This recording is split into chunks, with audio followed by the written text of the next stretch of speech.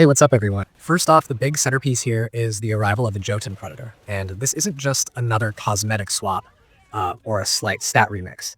The Jotun is clearly designed to feel heavier, more imposing, and more aggressive up close.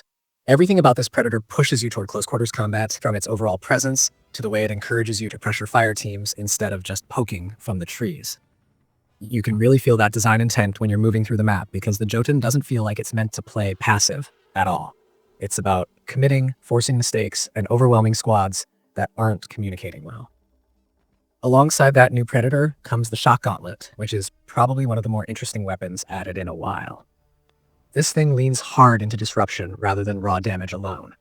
When you connect with it, you're not just shaving off health, you're throwing fireteam members off their rhythm. The knockback and stagger effects can completely break a tight formation, and if you time it right, you can isolate a player before their teammates even realize what just happened. In coordinated hands, this weapon can be downright oppressive, especially in tight jungle paths or interior compounds where there's not much room to escape. Now, balance-wise, there's a fix in this update that fireteam players are really going to notice, especially if you're someone who likes to rush the Predator with melee.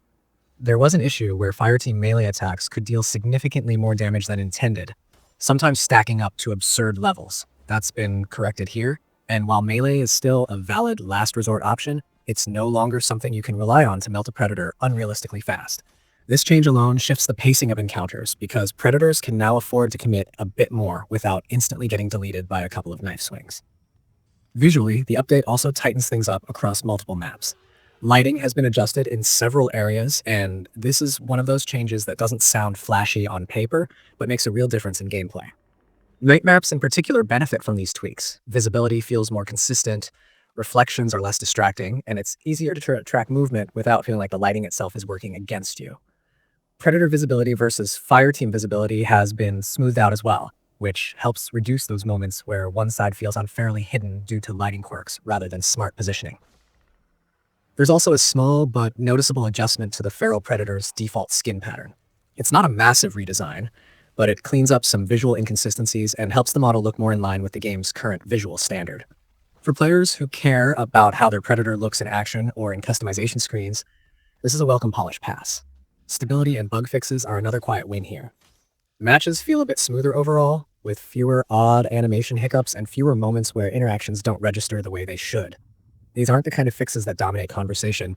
They matter a lot over time, especially in a game where split-second decisions and responsiveness can decide a match. What really stands out about this update is how it subtly encourages a more aggressive Predator playstyle while toning down some of the fireteam's previously unintended advantages. The result is a flow that feels closer to the intended fantasy of the game. Predators feel dangerous again in close combat, fireteams are pushed to rely more on teamwork and positioning rather than brute force tactics, and engagements feel a bit more deliberate instead of chaotic for the wrong reasons. Overall, this update doesn't try to reinvent the game, but it does a solid job of reinforcing what works while smoothing out some long-standing frustrations.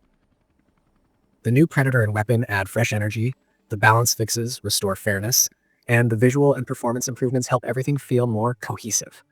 If you've been away for a bit or felt like matches were getting stale, this update gives you a pretty good reason to jump back in and see how things play now, because the jungle definitely feels a little different after this one.